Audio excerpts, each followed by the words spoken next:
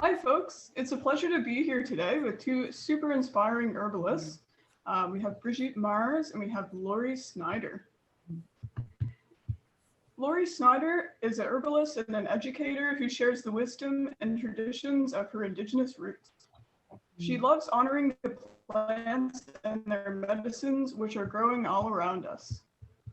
Brigitte is an herbalist and nutritional consultant of natural health with almost 50 years of experience. She teaches herbal medicine at Naropa University and the School of Health Mastery in Iceland. She's also written many books and DVDs, and she's just a wonderful resource. All things natural medicine. Welcome, ladies. Thanks for being here. Thank you, Casey. Thank you, Casey. What an honor. Yeah, so we're just going to take some time today to chat about medicinal herbs that are pretty prevalent all over North America. It's good knowledge to have, and I figure you guys know quite a bit about those. So here we are. Cool. Did you want to bring up some of the slides, Lori? Oh, sure. Absolutely. Perfect.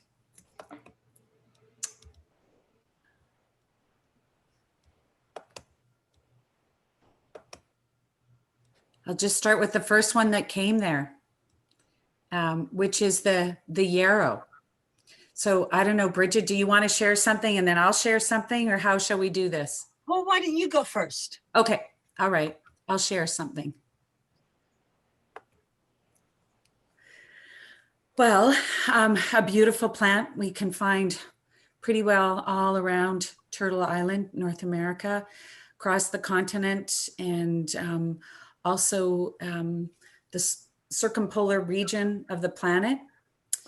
And she looks like a beautiful feather or a fern, so she's easy to identify. This is yarrow.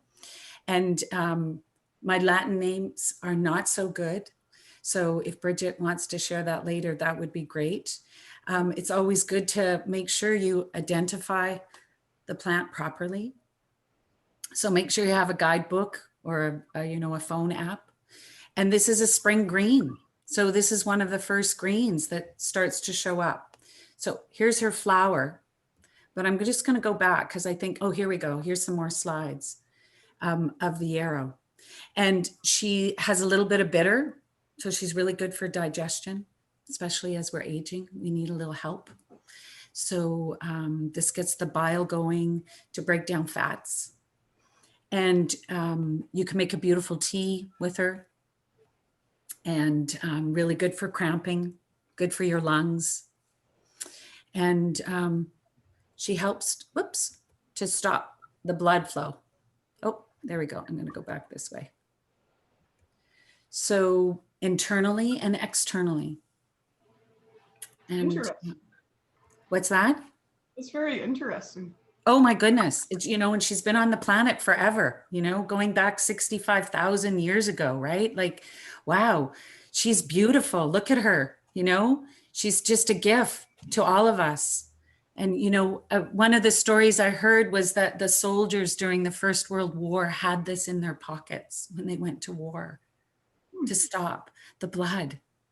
So, she's a gift. She's a beautiful, beautiful gift.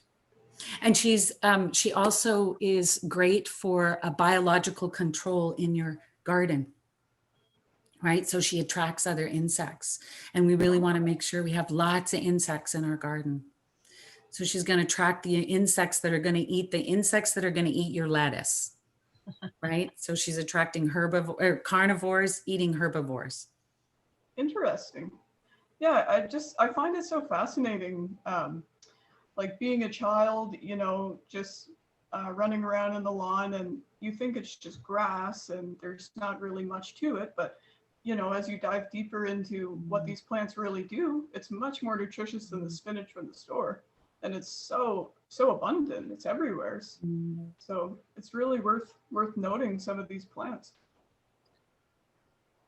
So should I chime in? Mm-hmm. So thank you, Lori. I'm Brigitte Mars, and I love yarrow, and this is just what it looks like coming up right now here in Colorado. The Latin name of it is Acalia milfolium, and Acalia is named after Achilles, who is said to have used shredded yarrow leaves to stop the bleeding of his soldiers' wounds. So this is a really good one to know about. I have used it recently. You know, someone cuts their finger, you just chop up the leaf or chew it up and apply it on topically. And we also know that Native American, at least some tribes, would make a tea of yarrow and pour it over their body before going into battle, in the belief that they wouldn't die in battle, and perhaps the blood stemming properties would even be absorbed through the skin. So yarrow's in the daisy family, a relative of chamomile and sunflower, and it's also a good tea for fevers. You know, I think people in this country think when they're sick or have a fever, they should take aspirin, but that actually cools you down and keeps the infection inside. So the herbal way is to use herbs that are diaphoretic, that make you sweat. And yarrow is one of those wonderful herbs. There's mostly the white variety is wild, but occasionally you'll see yellow and pink varieties.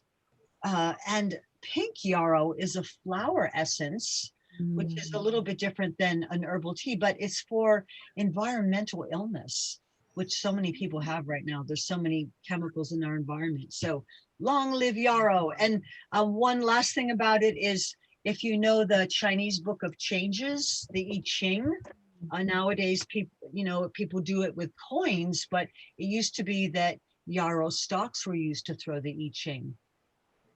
And the essential oil is blue. So it has a beautiful blue color because of the compound azulene, which is also in chamomile. So it's used a lot in skin preparations for reducing inflammation. So fascinating.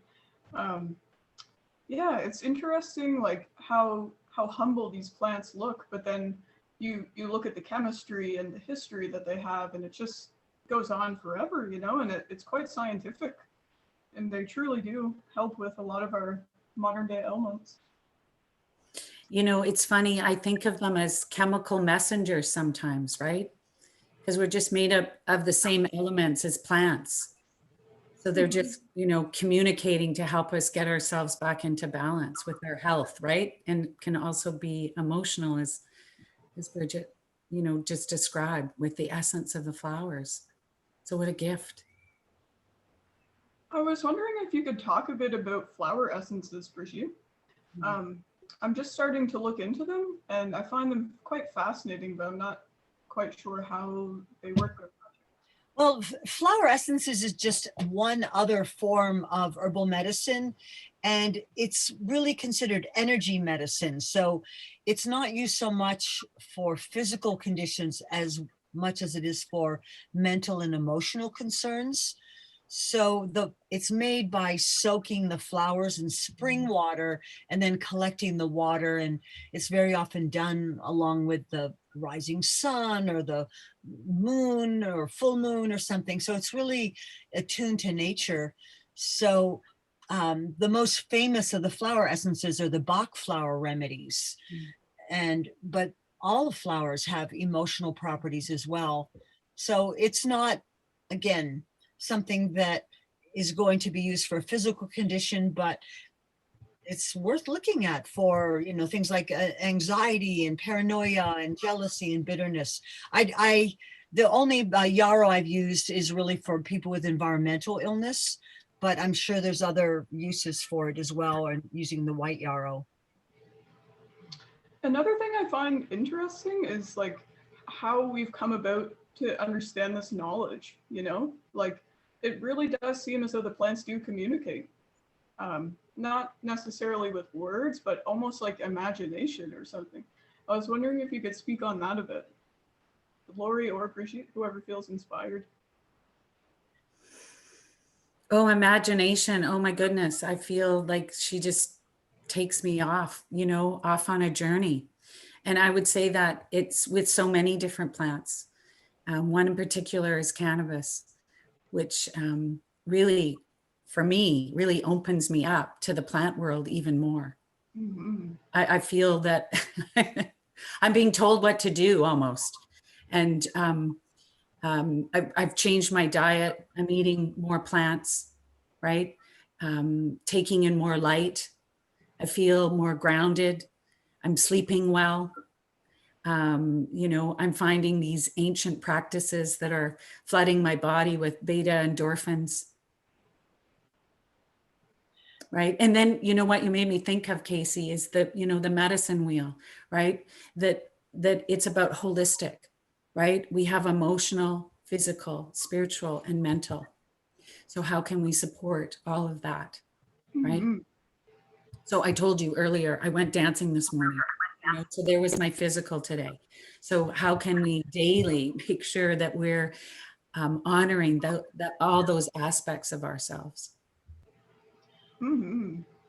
Beautiful. So one way I'd like to share about how the plants communicate with us is this ancient philosophy called the doctrine of signatures. And I love the word signature because it has in it the sign of nature, la signatura. And so, you could look at plants and look at what do they look like? Do they look like a part of the body?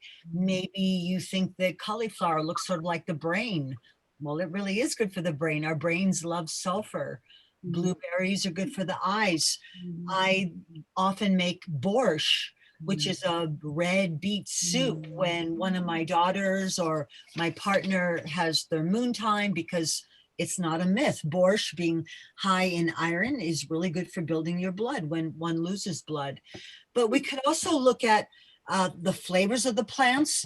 So even before you look it up in a book, if you know it's not a poisonous plant, you could look at things like plants that are sour are often good for the liver, or things that are bitter often affect the heart and small intestine, or sweet might have carbohydrates that nourish the stomach and spleen, and pungent essential oils or spicy things might help to open up the lungs and the bronchioles.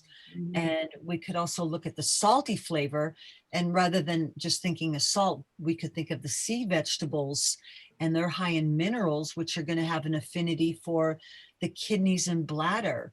But the plants can also tell us something about the way they grow.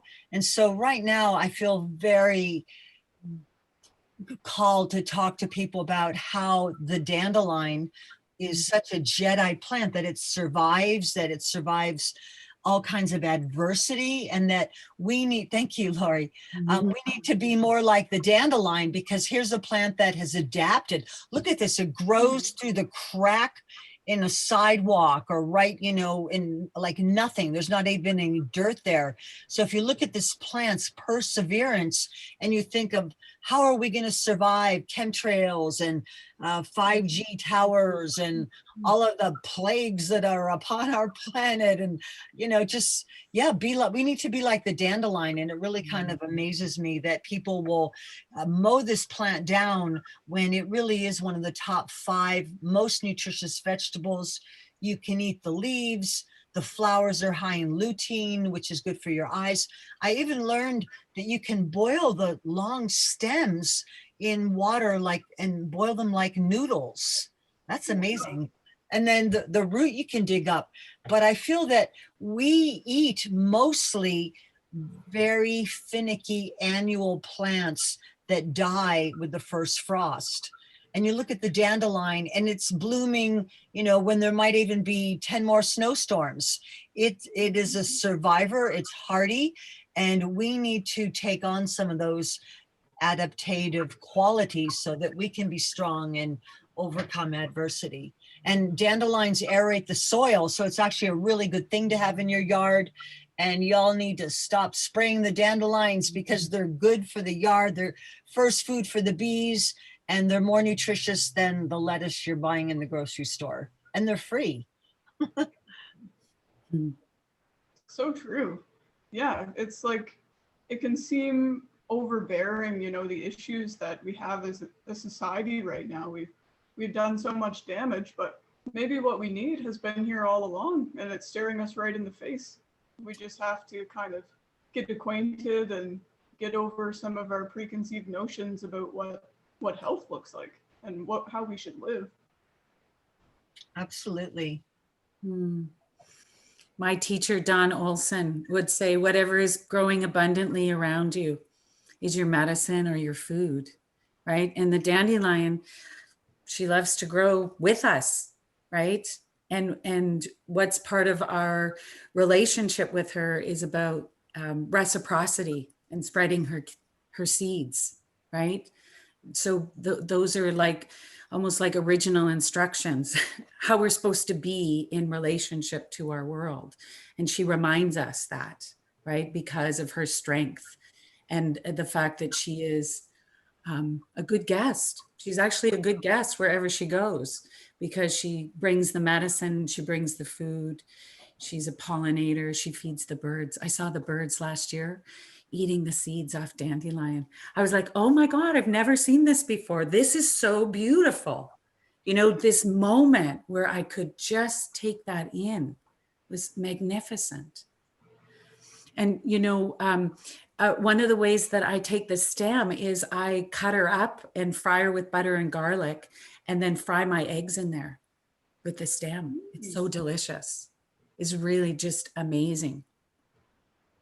And her beautiful root, like, you know, Brigitte, you just mentioned, you know, eating the seaweeds and how good they are for us. And it also made me remember that, you know, all those minerals are good for our endocrine system, right? Our hormone health, right? So, and here's a beautiful root that we can, you know, get her calcium and her iron and her beta carotenes and her inulin to help with our hormones and our liver. And, you know, when I was first learning about this plant 16 years ago, so, you know, I've been only walking with her for 16 years and just, you know, how much that's impacted me. That this plant, we're talking about communication, Casey, this plant actually has a mechanism called apoptosis that happens naturally in the body that can kill cancer cells. Right? So I'm being told that 16 years ago, but we're not allowed to tell anybody. We can't make this kind of claim. And now the University of Windsor has done the research to actually say, yes, this is true. So it's interesting how we always have to wait for science to tell us something that is true, right? That there's this plant wisdom and intelligence. We're in relationship. We're part of the same web, right? Right? And this plant wants us to live long lives. So let's live long lives. And we need to remember that science has also told us that thalidomide and mercury and Roundup and, you know, a lot of stuff like that was safe, and even baby powder. So sometimes it's really the ancient wisdom that is more time tested and not backed by any company seeking to recoup their investment. So, you know, science is doing their best, and very often what science is validating is what the ancient ones already knew, and that's usually good enough for me. Yeah, it's so true. Like, I don't think science is inherently evil, but it does have a track record of getting the message it would like to get across, you know, and whether it's true or not. So, yeah, the more we can just like trust, I guess, and talk to people who know, and yeah, sometimes it's good to just trust our intuition and, you know, eat the dandelions. Well, you know, Casey, when I teach children, I always tell them at the end, don't believe a word I say. Go find out for yourself, right? Like when you start to eat this, how do you feel? What have you noticed? What changes happen, right? Yeah. So you'll be the judge. You be the judge, right? Yeah, I think we're coming to a point where we realize it's not so beneficial to have a middleman in every aspect of our lives. You know, like, sure, it maybe was convenient at one point and we had a little more time to spare, but we're so disconnected from everything. You know, we want to be involved with our food, and we want to know where it comes from and what it does for us. And want to pass that along to future generations so they can be strong and healthy and know what's up. And also know that our ancestors were eating these wild weeds, right? Mhm. This is what our ancestors were eating. Wow, let's eat them. They were eating them. They did pretty good. Yeah, yeah, definitely.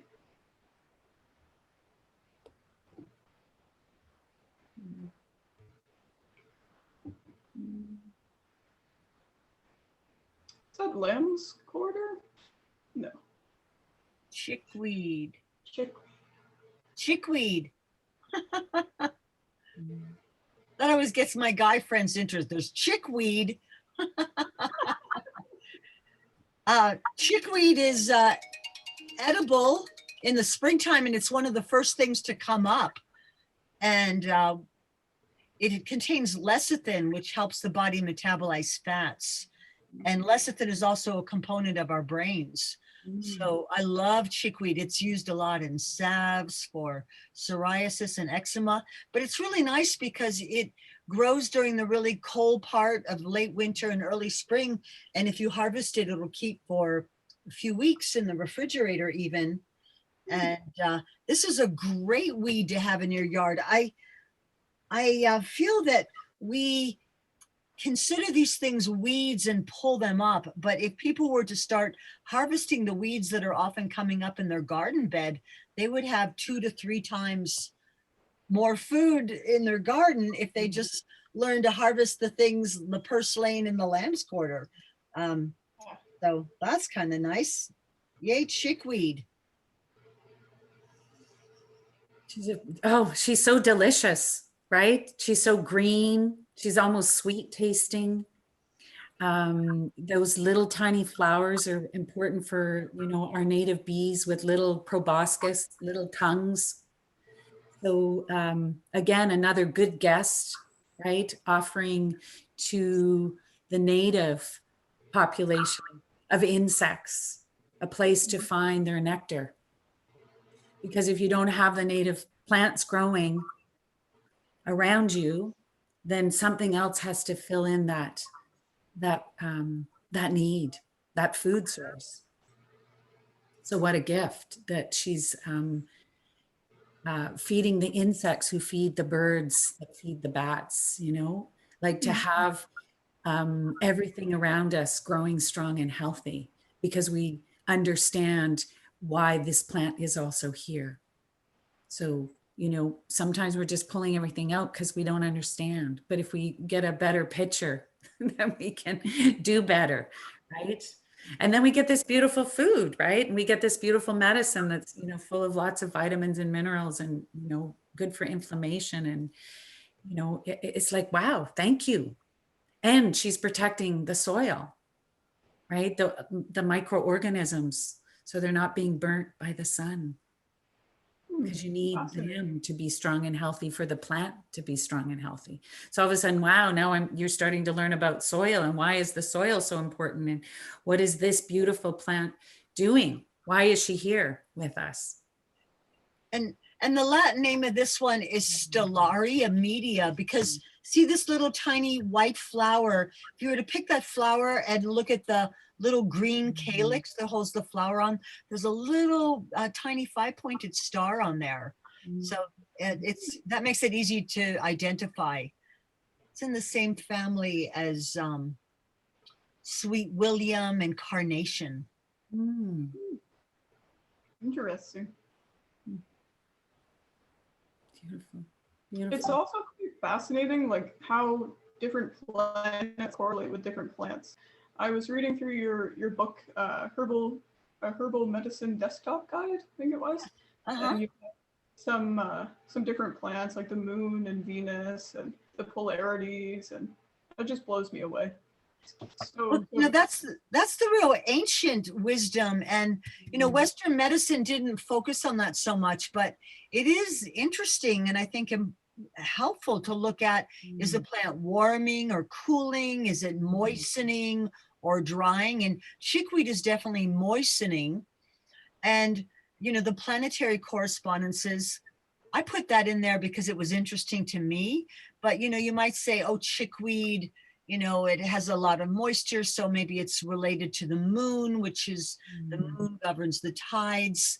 So I love all the folklore and the magic. It made it really interesting to me. And, you know, we might look at primitive herb books or books that go back 500 years, and they might say something's a love potion or offers protection from evil. And nowadays, 500 years later, we might say, oh, a love potion. Well, now we know it's an aphrodisiac, or offers protection from evil. We might say, well, this plant has antimicrobial properties. So the language is different, but our ancestors knew what this was for. And, you know, you asked earlier, Casey, like, how do people figure this out? So, and I love that Lori said, you know, cannabis can lift the veils of perception, but we also know that observing the animals has certainly been part of history, trial and error. I do think that, you know, certainly there's things you can learn from books, but we also know that things like meditation, the observing the doctrine of signatures. So to me, it's really amazing that our ancient ancestors knew so much about plants. And it might have been as simple as like, well, what does, you know, the bear eat? Or what is, we can't really count on what deer and birds do because they eat like poison ivy and things that we probably shouldn't. But the bear is omnivorous. And so that was always a good ally to look at. And not to mention dream work and prayer and meditation for getting the download about what these plants are good for. Yeah, that's interesting. A lot of it comes back to trusting what we hear too, you know, and it seems like we're moving into an age where we're giving a little more credit to that. Like before, like when I was growing up, for example, everyone was doing their best, but when I would have dreams and stuff, it was like, oh, it's just your imagination, you know, just brush it off. And it is, but what is the imagination? Like, it's quite a powerful thing. And yeah, we should pay more respect to it, I think. Isn't that something Einstein said something about, that we will solve things through our imagination? I don't know. You know, it's like, wow, let's see if that's true. At least that's, I'm open for that. Right. Yeah. And to also just explore the arts, the ancient arts, right, that guided us. So the plants, right, the spirits, our ancestors, our dreams, our trances, our, you know, whatever that is, to keep us on the right track. Mm-hmm. Right.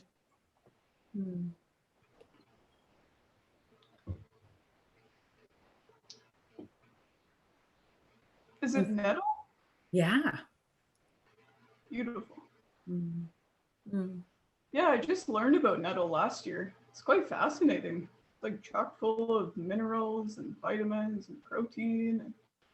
And, yeah, you know, people want to keep their distance because of the little prick, but little do we know, it's quite fascinating, and the pricks will fall off once it's dry.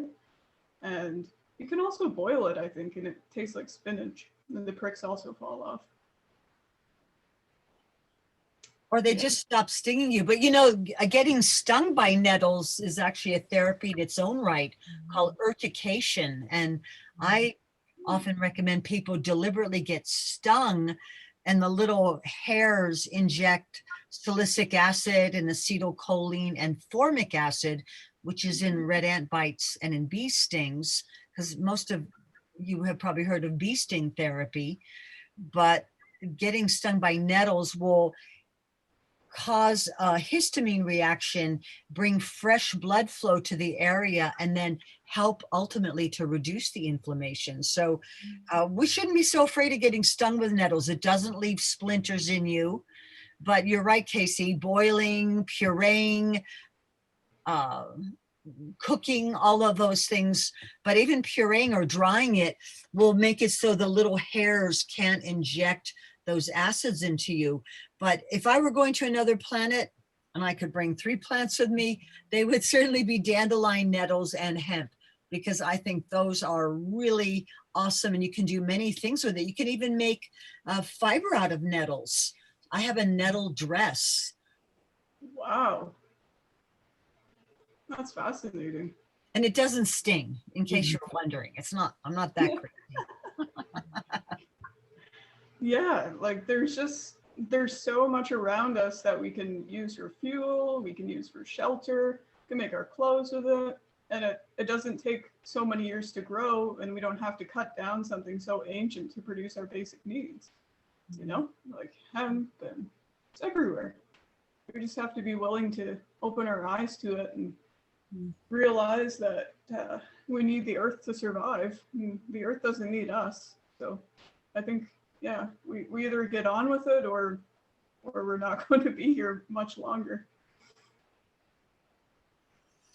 Yeah, we should be growing this everywhere. We should be growing it down the back alleys, on the boulevards, on the edges of parks, you know, here in Vancouver, on the territories of the Musqueam, Squamish, and Tsleil-Waututh people, where I call my home.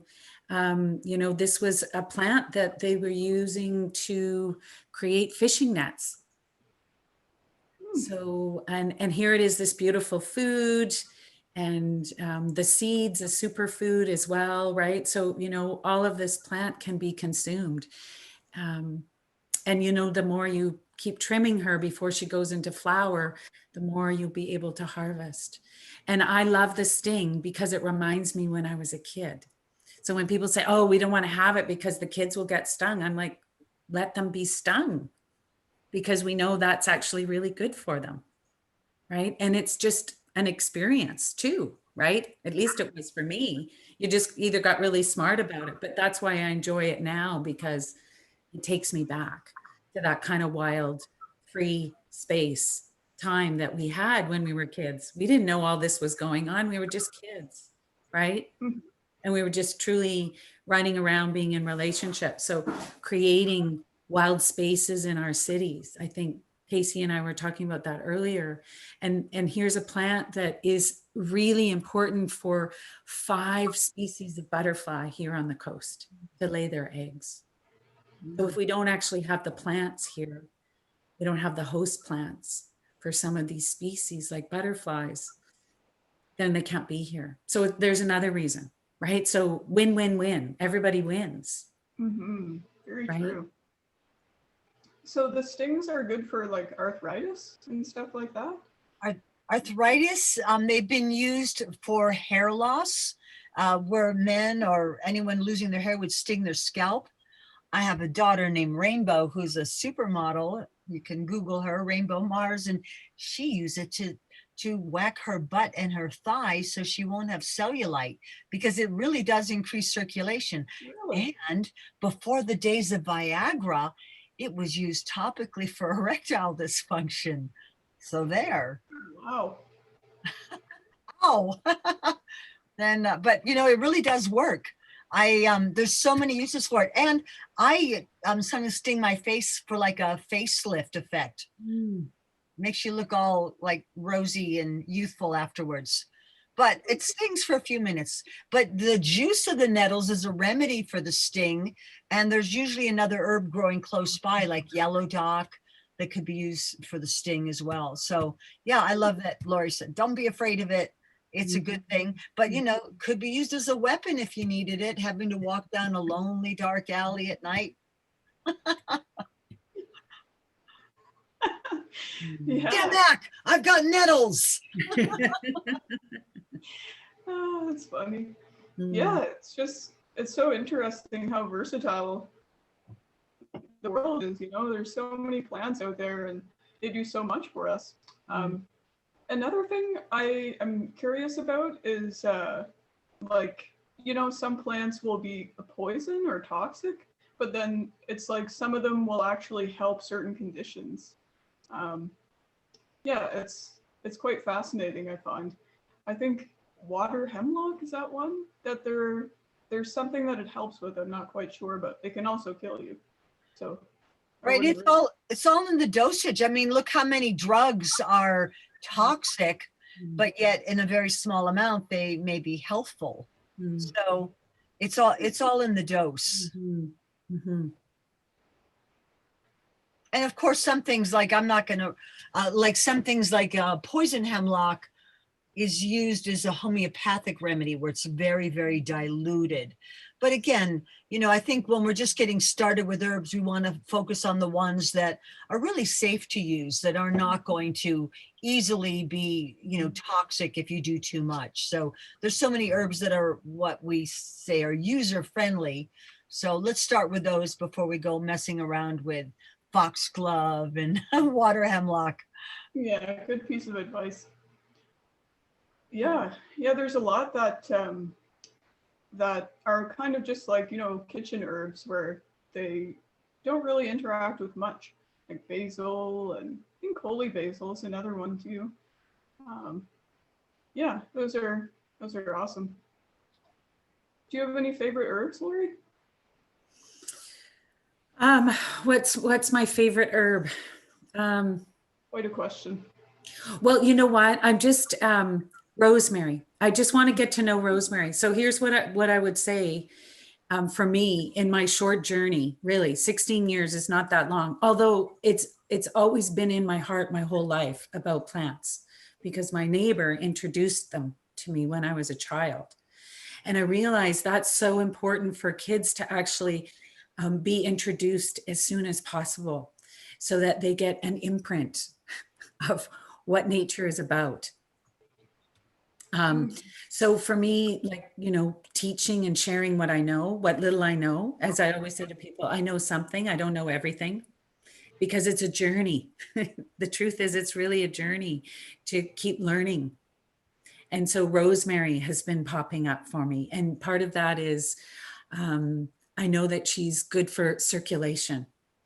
And, you know, there's some antiviral properties.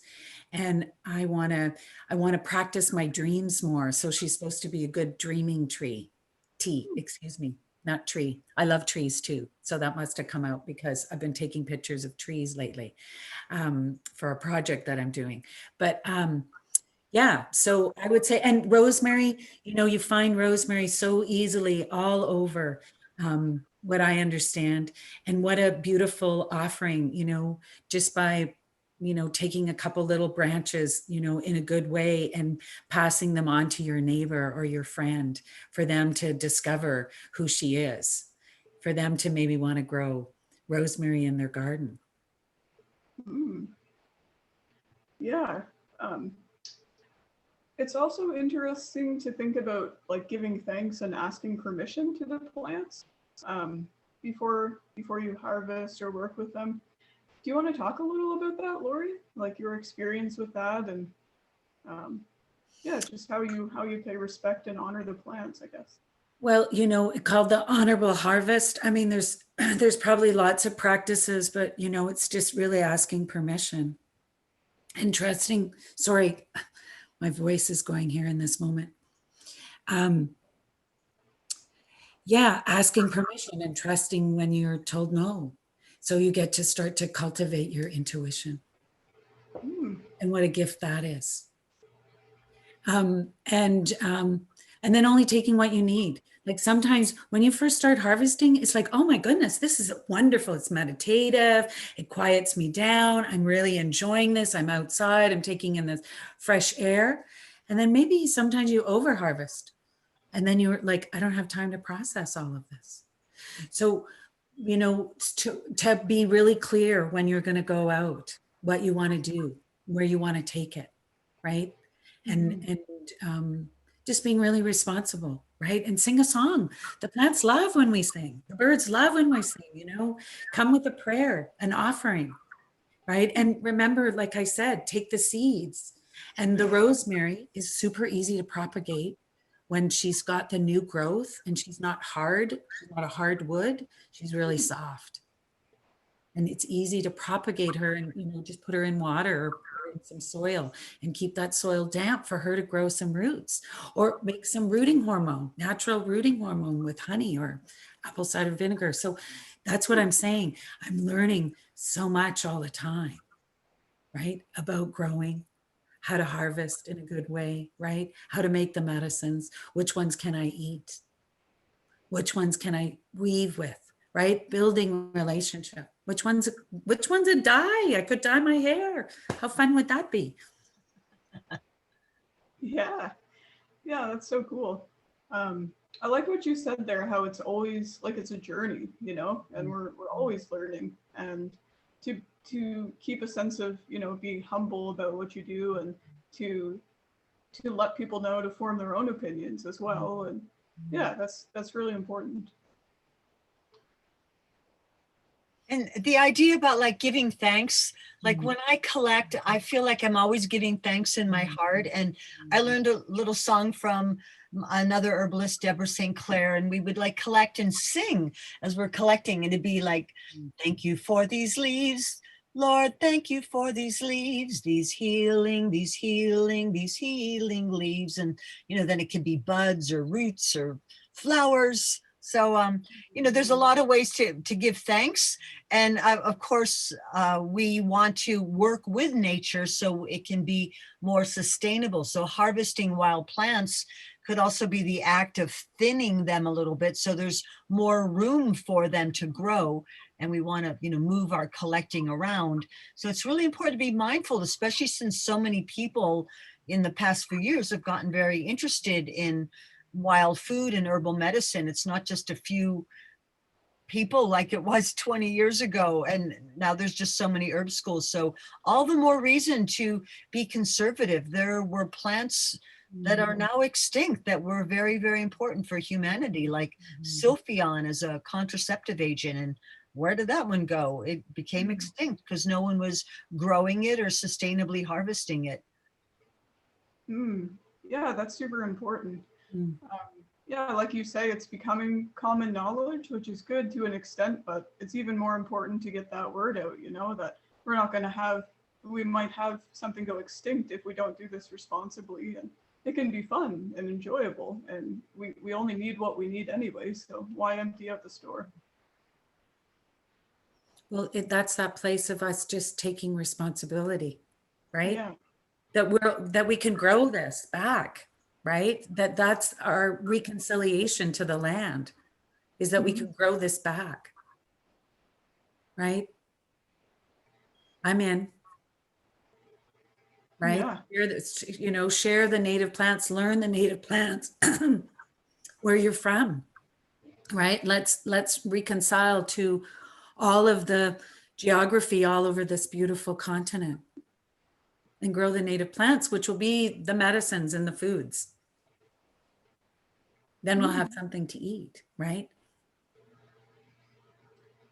Yeah. There's you know, like when I think about plants, I've only gotten quite interested into herbalism maybe the last 2 years, so I'm very fresh. But before, when I would think about a green plant like spinach, I would never think it would have like protein and all these other really awesome vitamins and minerals. But wow, so many plants do have so much protein and essential nutrients for our bodies to function properly. And the fact that it's free and abundant and growing right outside our door, we should really, really wake up to the possibilities.